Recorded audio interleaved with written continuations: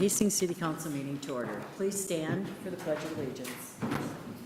I pledge allegiance to the flag of the United States of America and to the republic for which it stands, one nation, under God, indivisible, with liberty and justice for all. Welcome, and let the roll reflect. We do have a full quorum tonight, and everyone is present. Determination of quorum, I already did that, sorry. Approval of minutes. Council, is there any corrections to the minutes of August 18th? Okay. At this time, we will hear comments from the audience. If you'd like to speak to the council, please step to the podium, state your name, address, and we will hear your comments. Okay. Thank you, Mayor and City Council, for this opportunity to speak. My name is Lee Wickbolt. I live at 807 Vermilion Street, Apartment 3. I'm here to speak on the issue of certain protesters I sometimes see gathering along Vermilion Street. First, I want to say that I don't think the First Amendment necessarily covers illegal type of behavior. I'm going to cite Minnesota Statute 609.72 Subdivision 1 crime. Whoever does any of the following in a public or private place, Section 3, engages in offensive, obscene, abusive, boisterous, or noisy conduct, or in offensive, obscene, or abusive language, tending reasonably to arouse alarm, anger, or resentment in others. Okay, that's that part. Hastings has always been known for being a peaceful, relaxing community. And for that reason, I think local law enforcement can do more in upholding this specific statute. That's all I have. Thank you for your time, and God bless. Thank you.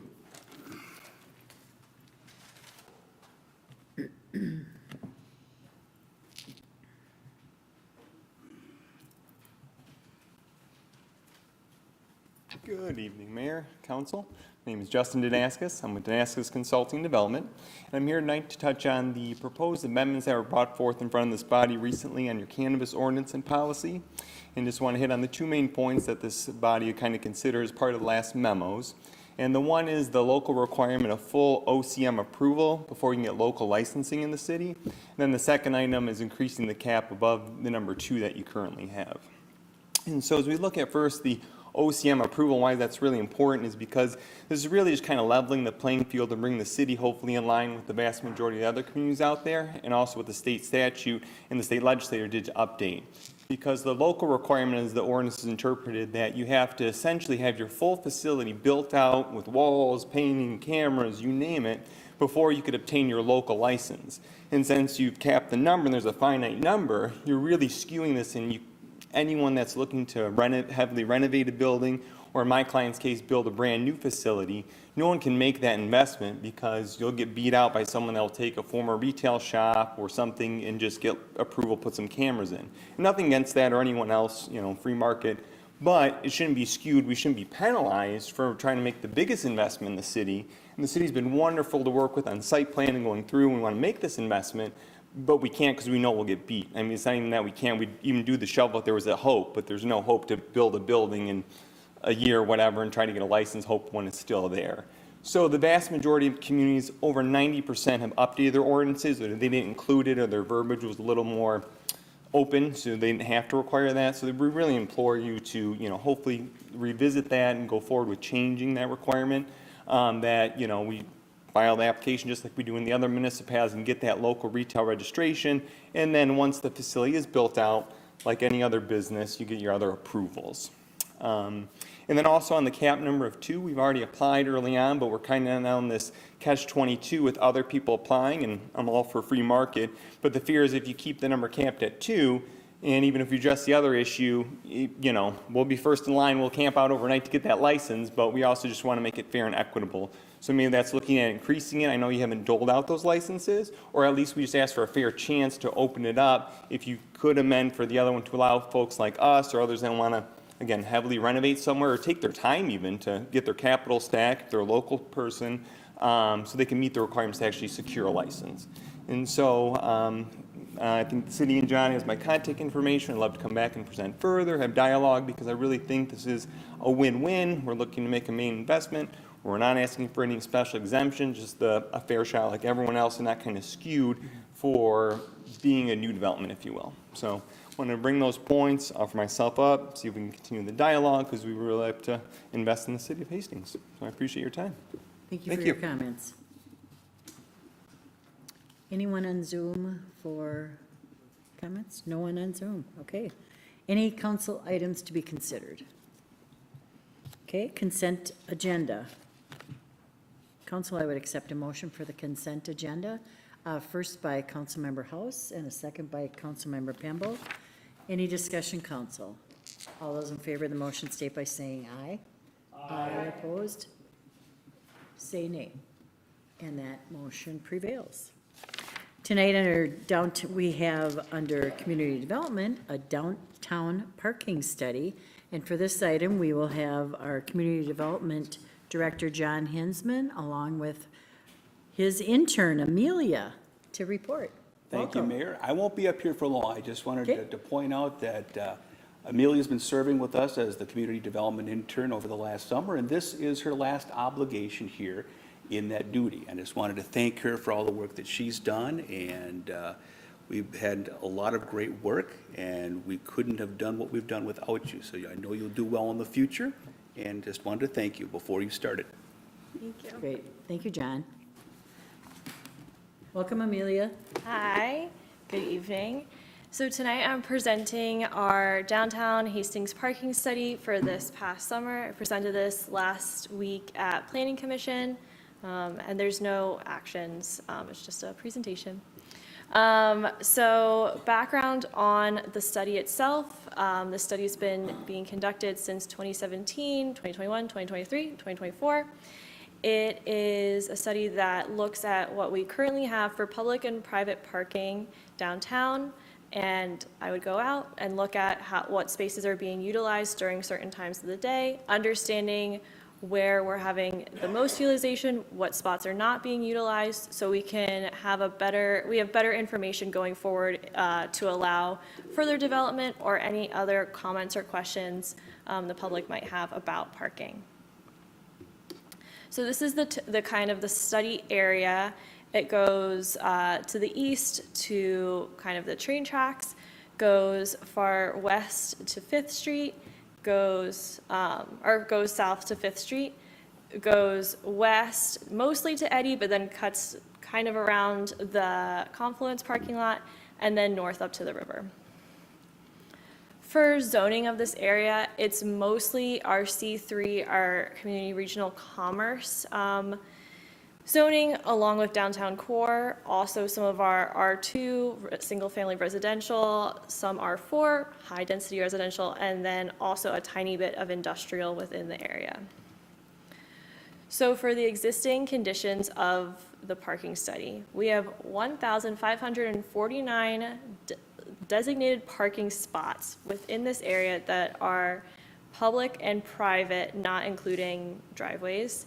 For our public parking supply, it's at 1,003. And since the last study that was conducted last summer, a few changes have been made. We stopped counting Tyler Street from 3rd to 4th, and then also kind of adjusted just the numbers of the Block 4 alley, which will come up quite a bit in this presentation. There's a gravel area behind the substation there that is being heavily utilized despite it just being some gravel. It is not striped for parking. So that's also where our numbers kind of come up a little bit off because they're not striped for parking, but people are really parking back there. So making sure we have an eye on that condition as well. So for parking utilization, this is an example of the map I would follow, just if you were curious. I was able, along with John, to survey the area 13 times between May 13th and August 13th. We had 3 surveys that were done Monday to Friday before 12, 9 surveys that were done weekdays after 12, and 2 on the weekends that were conducted by John. This just shows the average utilization for weekdays before 12 being 37%, weekdays after 12 being 36%, and weekends being 40%. So this is where it's going to get to be a lot of words, but Overall parking utilization, this map shows that anything that's in the darker red is 75 to 100% utilized on average, no matter the time or the day. The orange being 50 to 75%, yellow being 25 to 50, and white being 0 to 25. This is a list of lots that had an average of 50% or higher utilization for public and private, with most of the lots that are being that red or orange color being focused on our 2nd Street, Main Street, downtown corridor. But there's also a few examples that are outside of that area that do get pretty high utilization. These next few slides are going to go through and break it down for the different categories that we observed in terms of categorizing what time you were going through. So this is weekdays before 12. I did one study that was on a Monday. Most of our downtown businesses are closed on Mondays. So after that, I stopped going on Mondays because it just wasn't fair to skew it on a day that most people are just not downtown. As you can see, again, we've got that cluster around 2nd Street, but also we have some pretty high utilization up here closer to City Hall, with a lot of utilization on 4th Street right outside, and then also our City Hall parking lot. This is weekdays after 12. So the afternoons and the mornings of weekdays look pretty similar. It's usually just a little bit of a higher utilization and a little bit more spread out closer to lunch and a little bit after. And then weekends. Weekends are a little bit tricky. I don't work on the weekends, so there were fewer samples to go through. But again, we're seeing high utilization downtown in our kind of main downtown parking lots and roads on 2nd. So this is our top 10 public parking areas. I chose to really zoom in on our public parking. We have the most control over that, so understanding what we can do and where we can look to see where our highest utilization is. So again, the Block 4 alley and the gravel has the highest percentage of utilization because it's not striped. I've seen up to 20 cars there. Do we say 20? I went with 11 because it was kind of a good way to understand if it's really how high it's being utilized without, again, it being striped. A little bit tricky to understand exactly how high it's being utilized. Then the following spots, Sibley Street north of 2nd, the parking lot under our trunk Highway 61 bridge, pretty consistently being used, and it's one of the few covered parking lots, which also makes it pretty high in terms of utilization. 2nd Street, Eddy to Vermilion, 2nd Street, Sibley to Ramsey, Sibley Street, 2nd to 3rd, our Block 3 Levy Park parking lot, again, pretty typical high utilization for one of our largest parking lots. Ramsey north to 2nd, 4th Street, Vermilion to Sibley, and 2nd Street, Vermilion to Sibley. I know it's a little tricky to just hear it, so the maps are more helpful in that area. So this is our top 10 most utilized parking areas. Again, it's following a lot of our trends, clustered around 2nd Street, clustered in our downtown. This is comparing our 2017 to 2025 parking studies, with the orange being the average number of spots utilized, with the blue being the number of total parking spots available. As you can see, our parking supply has stayed relatively consistent. We have been increasing in utilization, which is pretty good, but also it's nowhere close to being even 50% full. And then this is a comparison that's been carried on for a few years, but it's super helpful to understand our downtown in comparison to a Walmart, both building and parking lot. Within the planning field, we've seen a lot of just future research going into understanding why there are so many parking spots within a Walmart. People are willing to park pretty far away, walk all around Walmart, but you ask people to park 2 blocks away from downtown and it seems a little outrageous. So just understanding that there is a little bit of science going into this about sight lines and understanding how distances in a small downtown feel dramatically larger than a parking lot and a Walmart. Some topics that came up to put into future studies Understanding the utilization of our accessible or handicap parking spots. When we hear that there isn't enough parking downtown, understanding is that coming from a real need of having more designated handicap or accessible parking spots?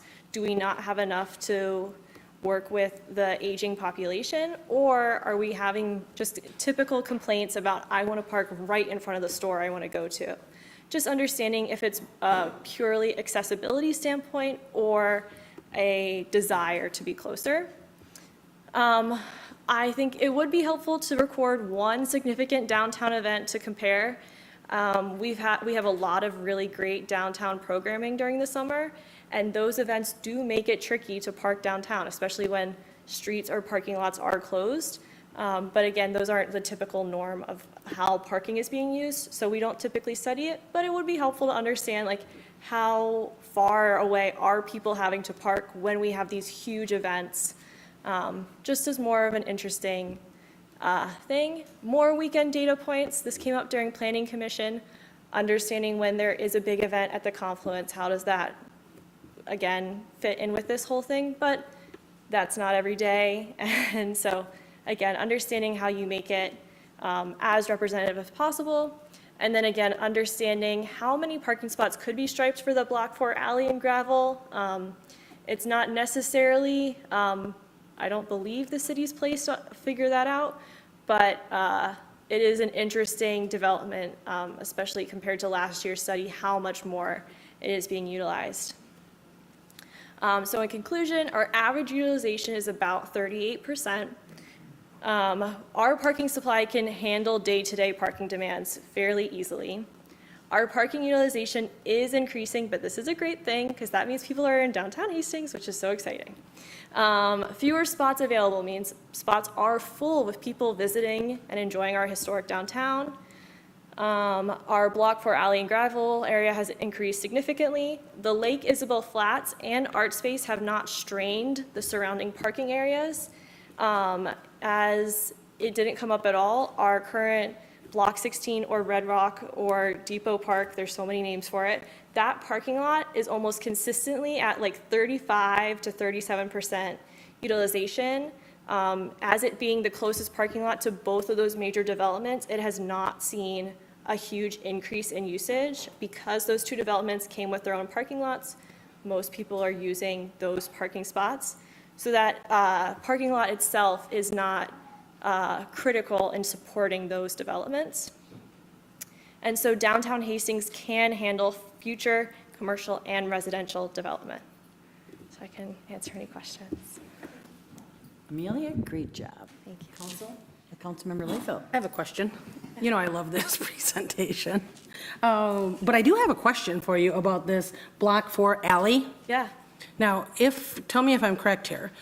To get into that, it's in the alleyway behind the Lock and Dam restaurant, between the garbage can structure and the Xcel Energy substation. Yep. I assure you, the public is not parking there. It's staff. I had no idea that that was public parking, because I'd have been doing it.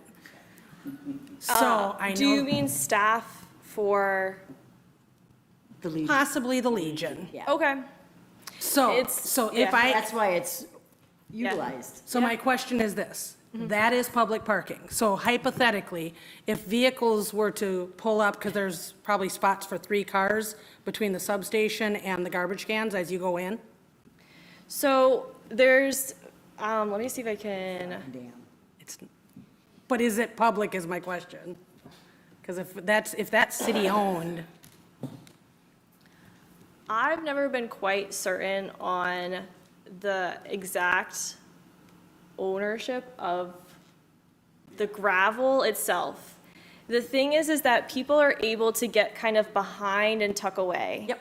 And so we've seen up to 20 people fit in there, but it's not 20 every single time, but it's substantial in comparison to past years.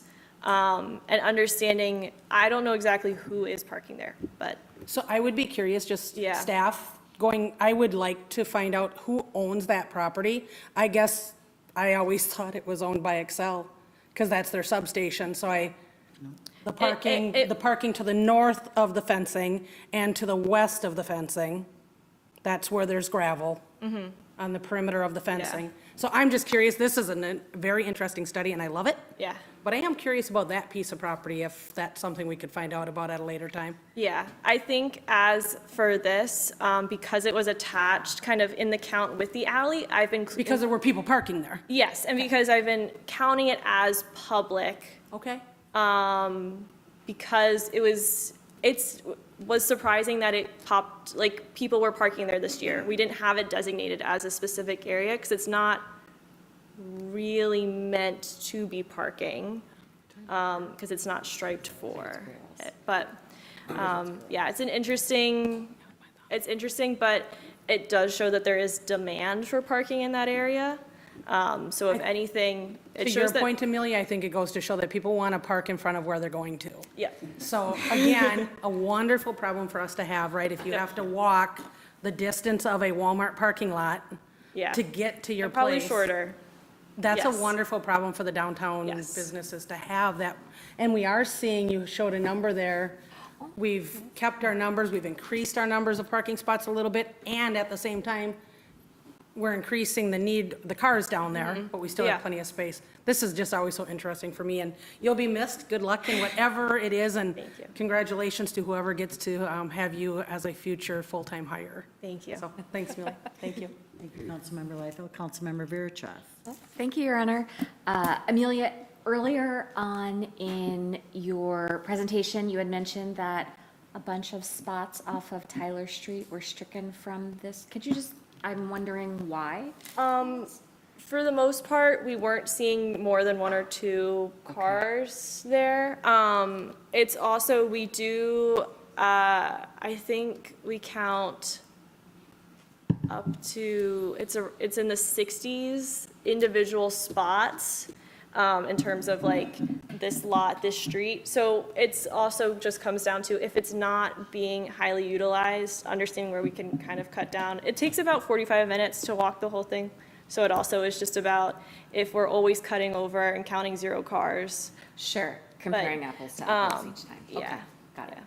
And then I just echo what Councilmember Liefeld said. We've loved having you as an intern here. I love that the city has internship opportunities. I feel like there have been so many different times over the years that intern presentations have been a great help to city council. I do remember talking to you at one of the Thursday Rivertown events, and I believe that you said that you really loved Hastings and would possibly even consider moving here and working here. So just a reminder of that, Amelia, but I do wish you all the best in your future endeavors. Thank you.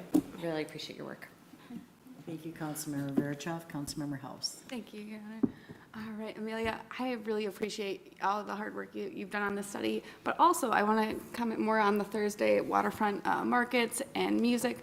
I have heard from so many vendors how much they've loved speaking with you and their weekly talks, their every other weekly talks with you, and how they are so happy that you're a part of the city right now and that they're just thrilled about your future. So I just want to wish you the best, and thank you so much. I always love the Walmart parking lot. Yeah. Option of kind of choice, so I really appreciate it, but thank you again for all that you've done. Thank you, Councilmember House. Councilmember Liefeld. One final comment. I really feel that these interns help the rest of the staff step up their presentation games. Because I'm not wrong that these young interns always give us a wonderful PowerPoint presentation. Well, they're new and innovative. That's. I'm just saying, I think they're helping the rest of the staff, and I see John Hinsman over there nodding his head, so. He's smiling. Amelia, thank you. It was great, and we do wish you all the best, and maybe we'll see you in the future. Thank you. Thank you. Mayor. Oh, yes. Of course. All right. My light is on.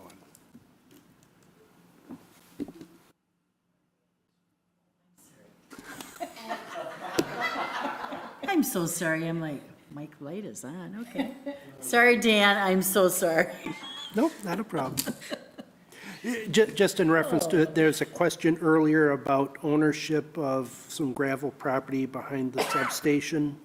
According to Dakota County's Geographic Information System, GIS, that property is owned by Excel. Oh, it is, great. So it's not public parking, it's really just a matter of people finding close spots. Okay. Appreciate the clarification.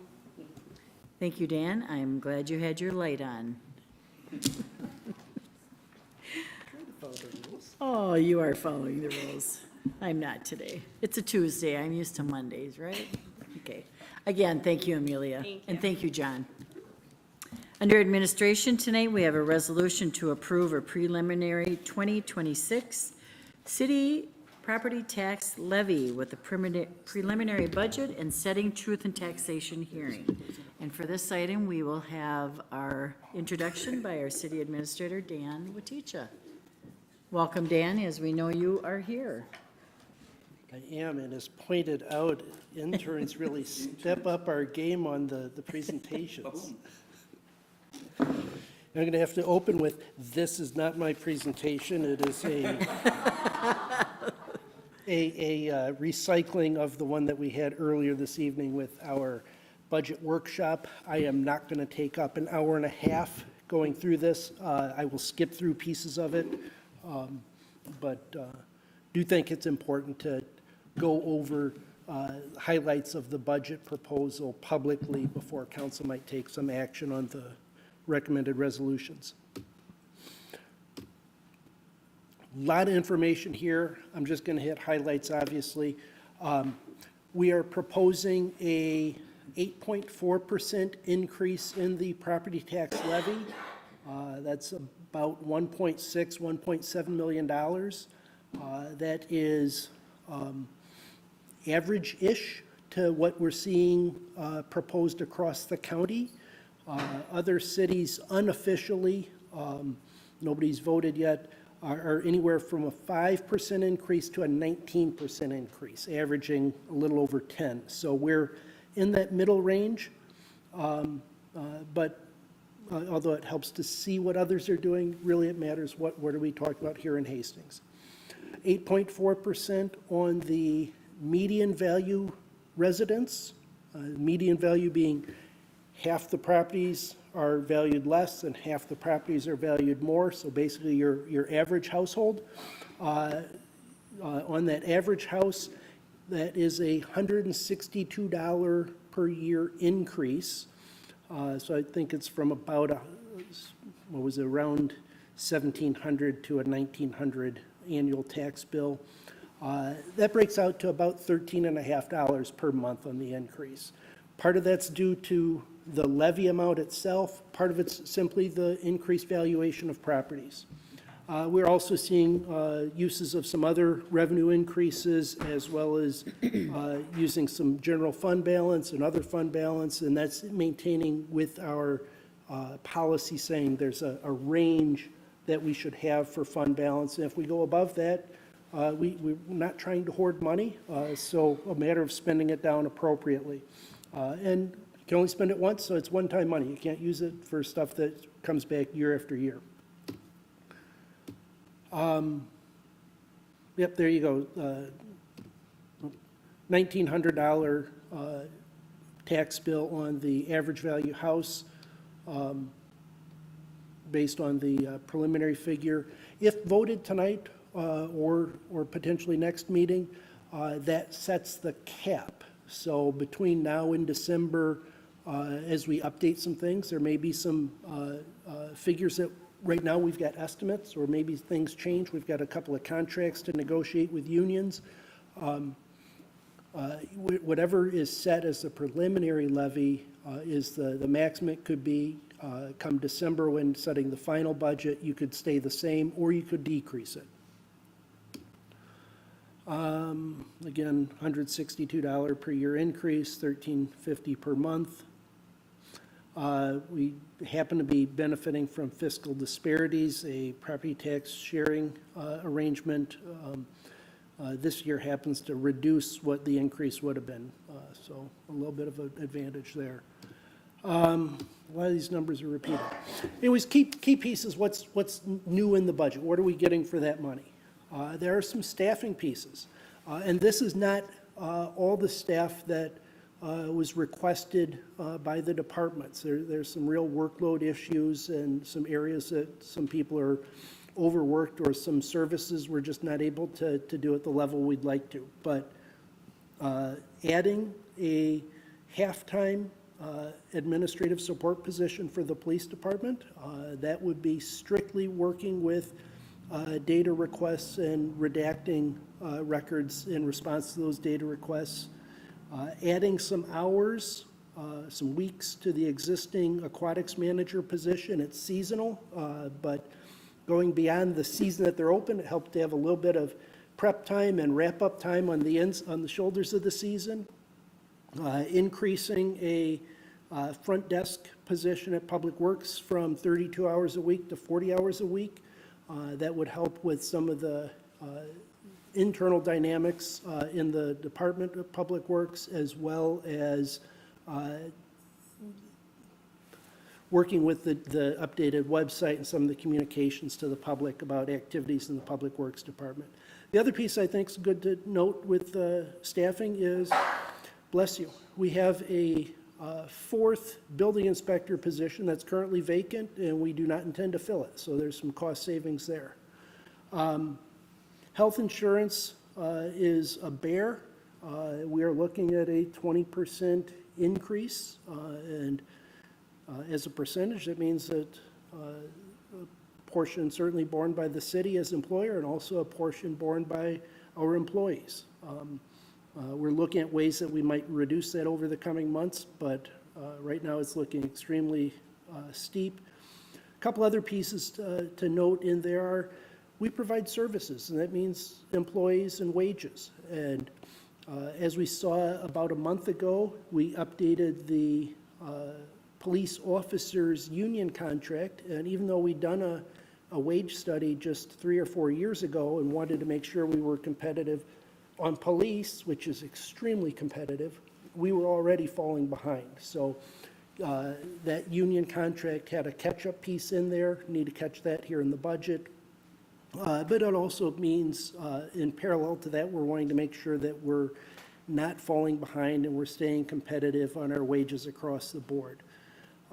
We're also seeing, like everybody in our day-to-day lives, that there's inflationary increases in some of the services or contracts, supplies that we purchase, and those have an impact on the budget.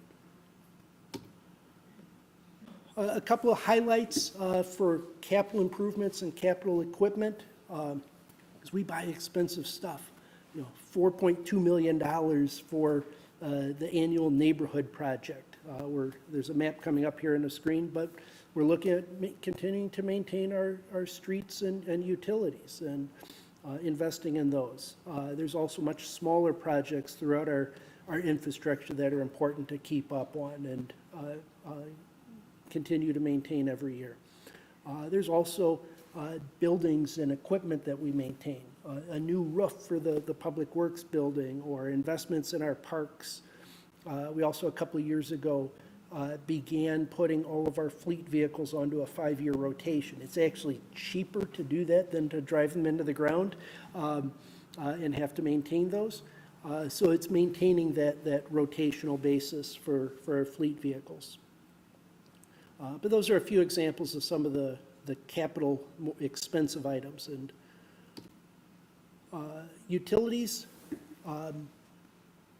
maybe I should have started with the slide or a slide coming up. PFAS, water treatment dominates every conversation, and it certainly dominates our budget conversations. We are looking, all things equal, we are looking at a 37% increase in water rates next year for the next treatment plant. We've still got a third one to do, plus how do you continue to operate them beyond that? We're proposing to phase that in instead of all at once. Let's do it 10, 10, and 10. Still a lot of money, but a little bit easier to swallow. It also gives us time to continue seeking legislative support or grants continue working on the environmental studies to see if we can get a connection to the East Metro 3M settlement funds, but a chance to continue seeking the funding for expensive project. We are looking at 3 projects that we would issue debt for, that we would bond for. One of those, as we do every year, is the neighborhood project. One of those I just mentioned was the Eastern Water Treatment Plant, and the other is to drill well number 9 and the associated pump house that would go with that, which gets explained a little bit more detail here in a slide or two. Promised, here's the map. This is the neighborhood project that we're looking at next year on West 4th Street and Pleasant Drive, in between 4th and Highway 55. This is one of the worst sections of road surface on Pleasant, and particularly under 4th Street, we're seeing a lot of aged utility issues and water main breaks, and really needing to get that replaced before it becomes a problem.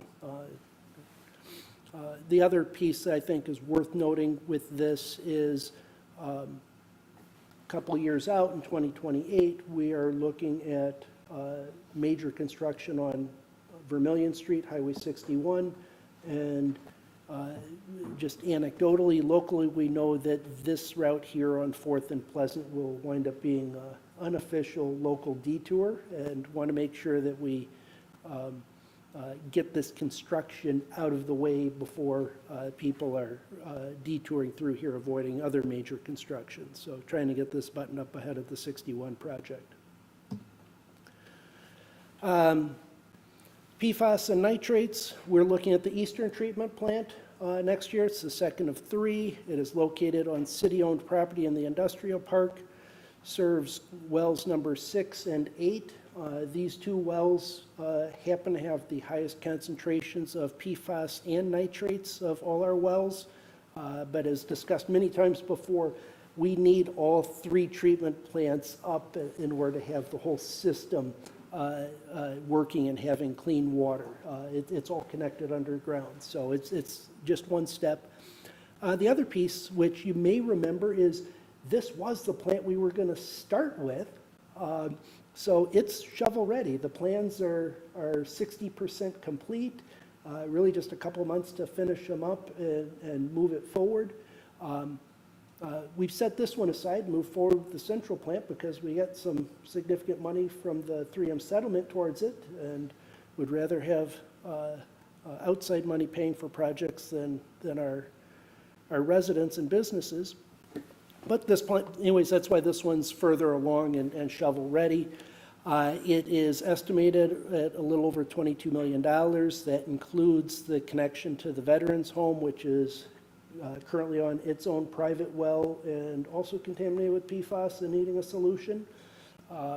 Easy one would be connect to our system as we get up and running. We do have $1 million planning and design grant already. That's why we're at 60% design plans.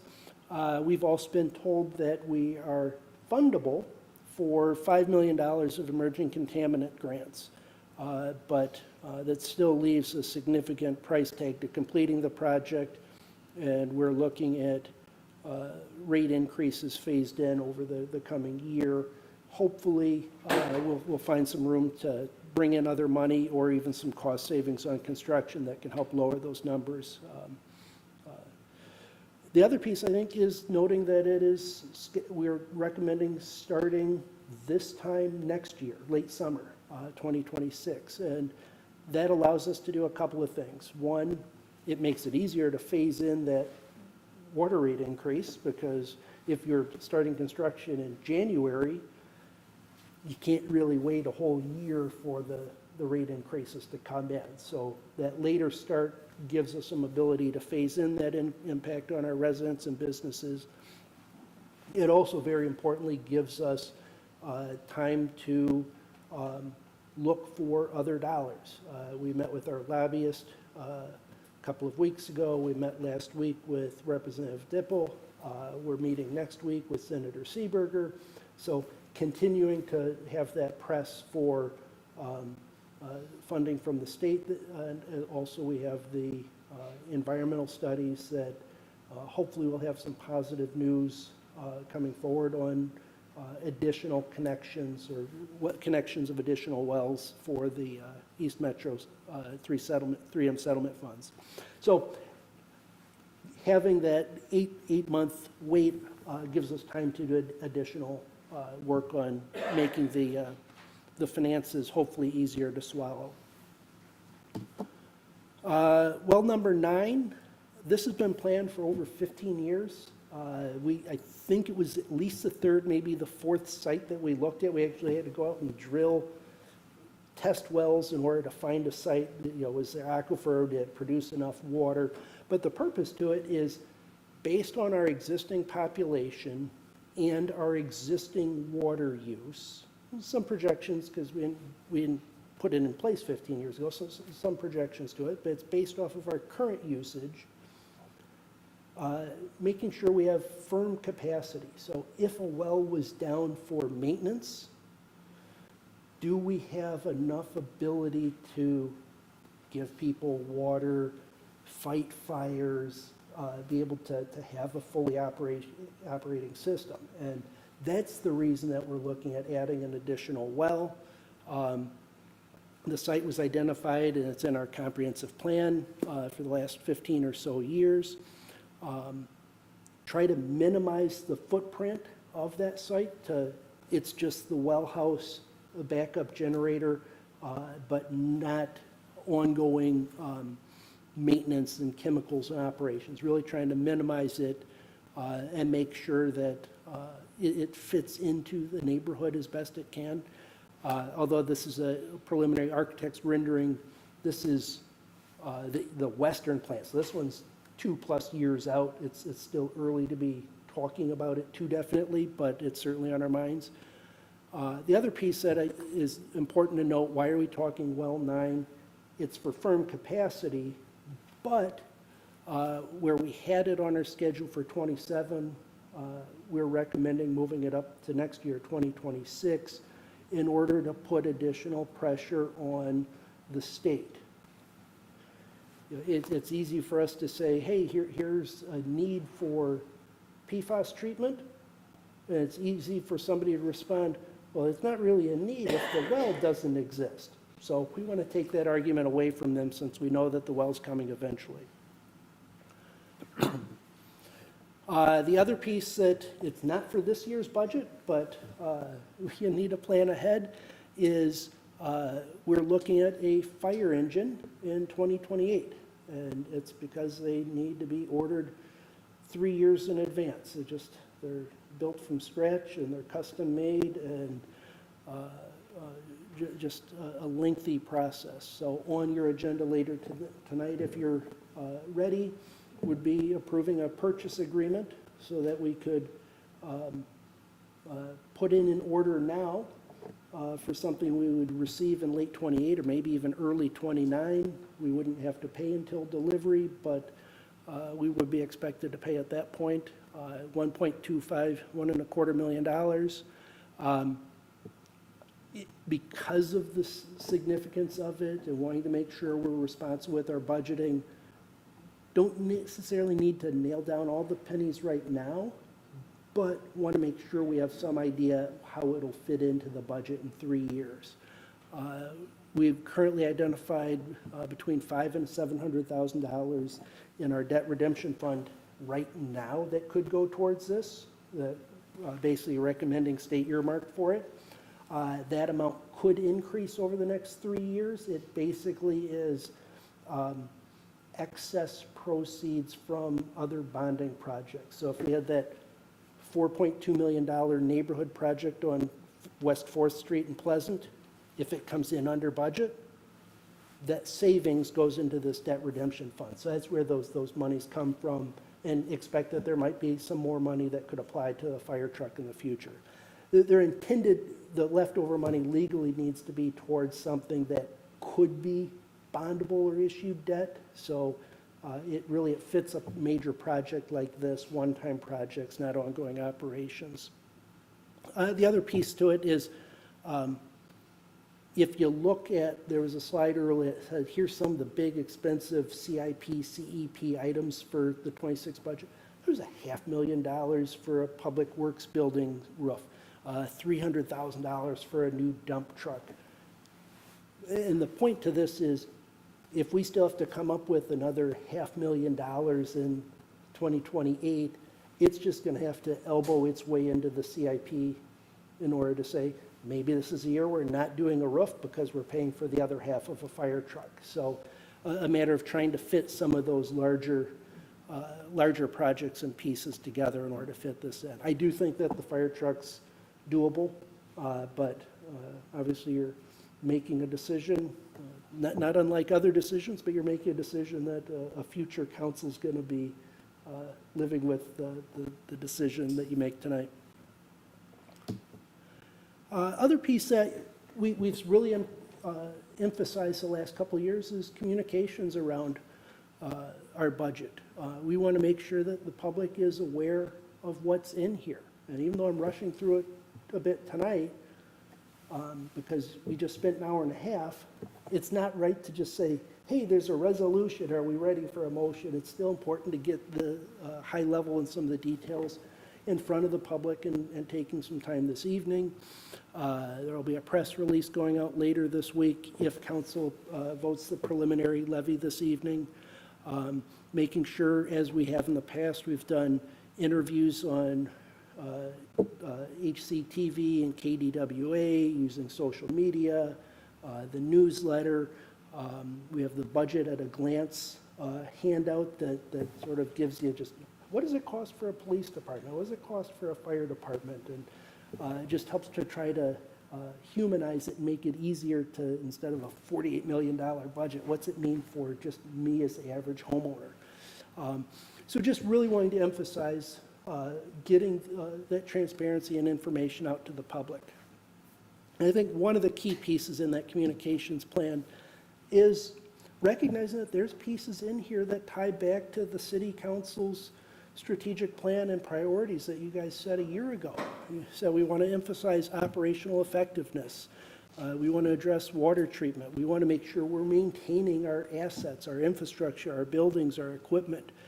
And there's definitely examples throughout the budget recommendation that address these priorities and are furthering them. And I think that's an important piece to why does it cost so much to run a city? Well, we want to be effective. We want to make sure that we're improving our operations. We want to make sure that we're fiscally responsible and sustainable over the long run, not just in an individual year. We want to have clean and healthy water. So this strategic plan, I think, is also important to note. Next steps, if you're ready tonight, September 2nd, there's a couple of resolutions in your packet to adopt the preliminary levy and preliminary budget. Again, that sets a cap, so it could be less when you vote final in December. But if you need more time, if you want to think on it, if you had some questions that you want staff to research, we can bring it back in 2 weeks on the 15th. We've got till the end of the month. The other piece is coming up at the end of the year. December 1st, we would have our truth and taxation hearing. Somewhere in mid-November, ahead of that, Dakota County would send out those preliminary tax notices that would, based on your preliminary levy, based on people's property values, it would tell them, here's the hearing and here's the potential impact on your property. We'd have that truth and taxation public hearing for the public, and then either that evening, the 1st, or the following council meeting on December 15th, adopt the final budget. There's a couple other pieces that need extra motions with setting fees and utility rates, but those are the big dates coming up in December. With that, I can take any questions from council. I know that we spent an hour and a half on it earlier, so maybe you're out of questions, but certainly want to take any that you do have. Thanks, Dan. Councilmember Liefeld. Thanks, John. Dan, excellent recap, and I just wanted to state that, as you just said, we spent 90 minutes, council did, with staff right before our meeting where we talked about this. So that being said, I'd like to make a motion to adopt the preliminary 2026 city property tax levy, preliminary budget, and setting the truth and taxation hearing date. Thank you, Councilmember Liefeld and Councilmember Pemble. I move to second that motion. Okay, and we have a second. Any discussion, council? Councilmember Verichov. Thank you, Mayor.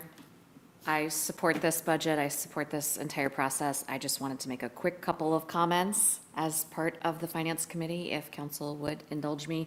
I just want to personally thank city staff that puts an enormous amount of time into this. While this might seem like something that gets passed really quickly up on the dais by all of us, there are months and months and months of work that go into coming up with a budget like this. I mean, this is our community.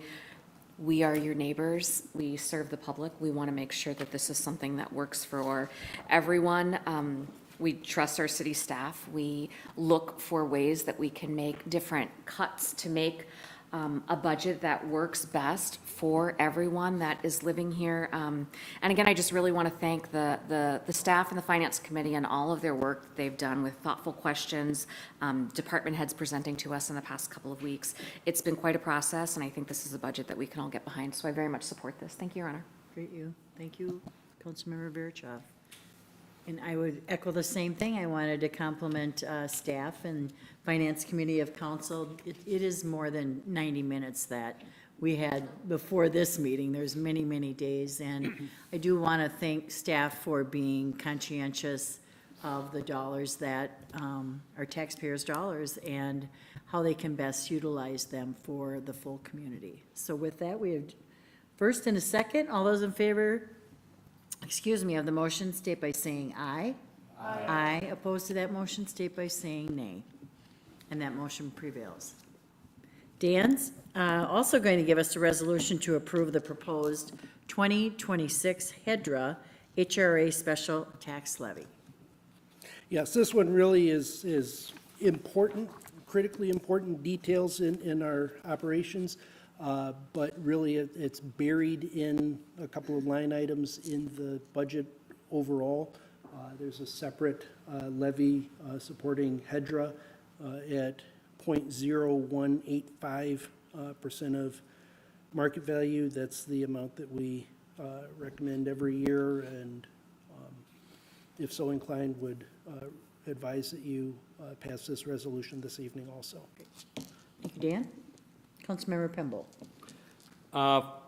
Dan, thanks for putting that out there. I move that we approve the resolution for the HEDRA special tax levy for 2026. Thank you, Councilmember Pemble. Second. Councilmember House has a second. Any discussion, council? All those in favor of the motion, state by saying aye. Aye. Opposed to that motion, state by saying nay. And that motion prevails. And Dan, you get to authorize, or have us authorize a signature to purchase that fire engine for 2028. Yeah, as pointed out, this is a purchase agreement for something that we would look at 3 years from now. It takes that long to build a fire truck. But need to approve that purchase order now, even though we wouldn't see the truck or the expense of it for a few years. This is part of right-sizing our fleet and making sure that we have new and well-maintained equipment, which helps to reduce costs in the long run. This would replace a 2004 engine. It would also allow us to dispose of a 2000 engine next year. So rather than holding on to multiple aged and expensive pieces of equipment, try to have newer equipment for better maintenance and reliability.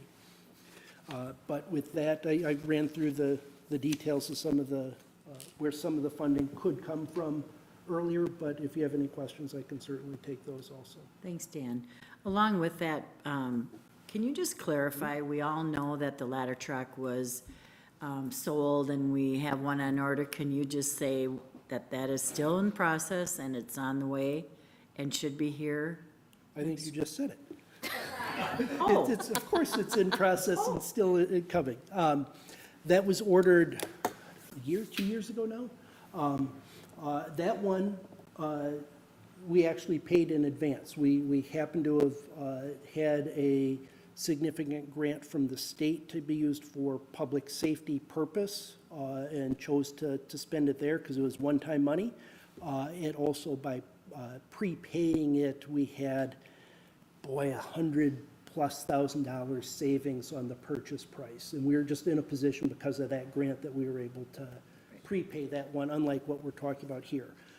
That should be delivered next year, 2026, and will certainly be in service. And that's where I mentioned that replacing the engine with the 28 engine allows us to get rid of 2 engines.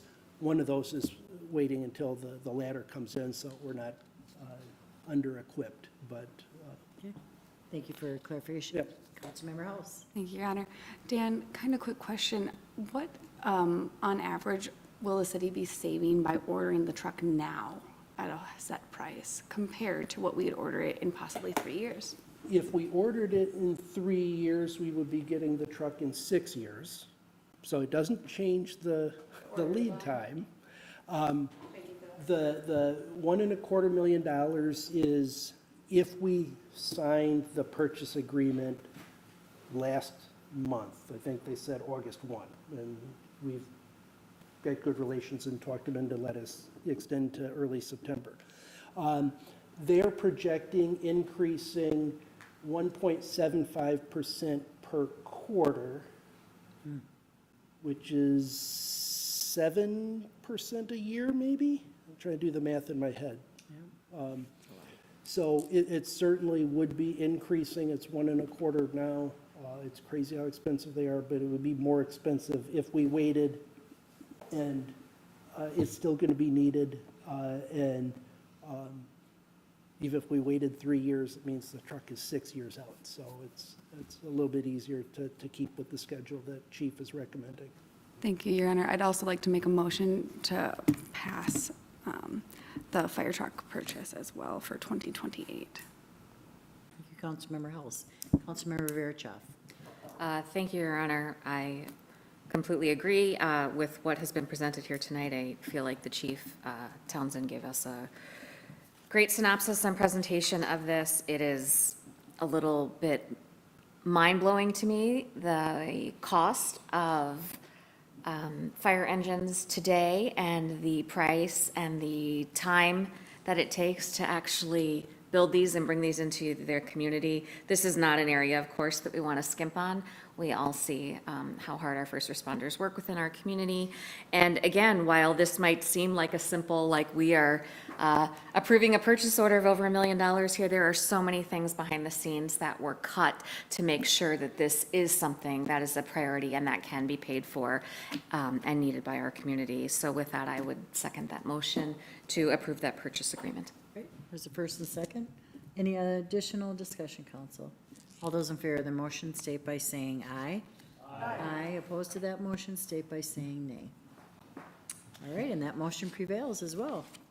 Well, Dan, I'll let you sit down and then you can give us your PFAS update.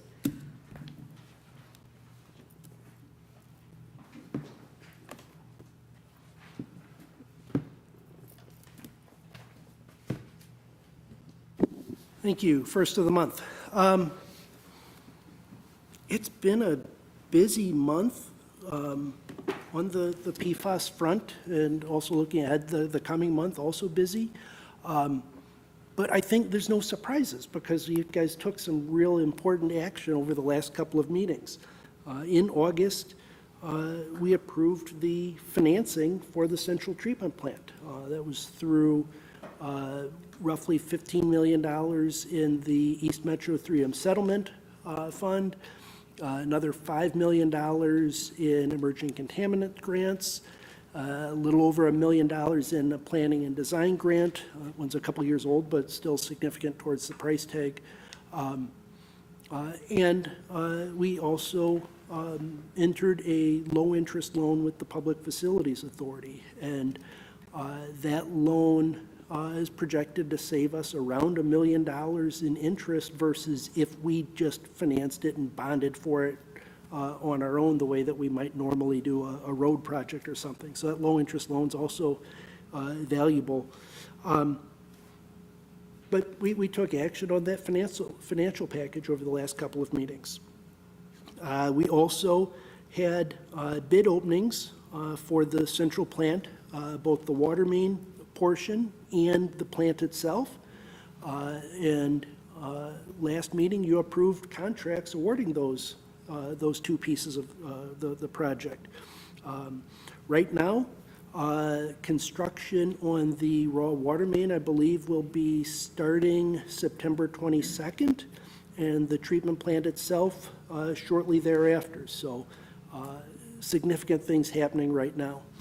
The other piece that I alluded to it earlier is we met a couple of weeks ago with our lobbyist. We met last week with our state representative, next week with our senator, in order to start talking about the coming legislative session. And we have a couple of requests in for state bonding dollars, basically the eastern and the western plant, with the intent being we're only going to do one at a time, but let's try to keep our options open and submit both of them. Or there might be other financial routes that we could see some attention from the legislature. We were pleasantly surprised to see the additional $2 million emerging contaminants grant this past year. So just the point being, there might be other funding sources that we could see. But already beginning to plan for and have those discussions, have put in request for visits if there's a capital bonding tour later this fall. We believe that key people at the state are aware of our project, but we want to stay in front of them and a chance to answer questions and give them updates, but making sure that's in front. The other piece that we got an update a couple of weeks ago is we had put in an application for congressionally directed spending. We asked for 50%, half of the Western Treatment Plant project. Senator Klobuchar submitted that on our behalf, although it's supported by all the congressional delegation. As it's gone through the process up there in Washington, it is now about $1.1 million, and it is in the House Appropriations Bill. But again, that's one step in the process. It does not guarantee that funding, but we're certainly looking at every direction that we can. So a few highlights on the PFAS front over the past month and looking ahead the next couple of weeks. But if there's any additional questions, I can certainly take those. Thank you. Thanks, Dan. Council, any additional questions? All right, as always, it's just an update, no motion or anything. Council, any announcements? No? Okay, I do have a few. Summer rec program at Levy Park, Thursday, September 4th. Music and Market with Greg Hall and the Wrecking Ball.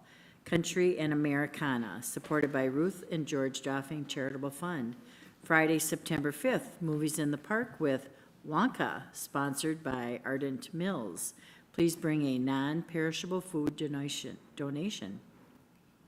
Thursday, September 11th, Music and Market with Ren Wild, Folk Rock, supported by Ruth and George Doffing Charitable Fund. Tuesday, September 16th, Comedy in the Park with Tim Harmston, stand-up comedian, sponsored by Smead Manufacturing Company. Wednesday, September 17th, Storytime in the Park. The theme is Rhythm, a partnership with Pleasant Hill Library. The Fire Relief Association's annual Booyah is Saturday, September 13th. Wednesday, September 3rd, we have a 6 p.m. Arts and Culture Commission meeting, and this will be a roundtable discussion. Monday, September 8th, 7 p.m., Administration Committee meeting. 7 p.m. also on Monday, September 8th, Planning Commission. Wednesday, September 10th, 6 p.m., Arts and Culture Commission. Thursday, September 11th, 6 PM, HEDRA. Monday, September 15th, 5:30 PM, City Council. We do have our photos, which is kind of considered as a workshop. And 7 PM, regular City Council meeting. With that, I would ask for a motion to adjourn. Councilmember Pemble. So move, Your Honor. And second by Councilmember Liefeld. All those in favor of the motion state by saying aye. Aye. Opposed to that motion state by saying nay. And we are adjourned.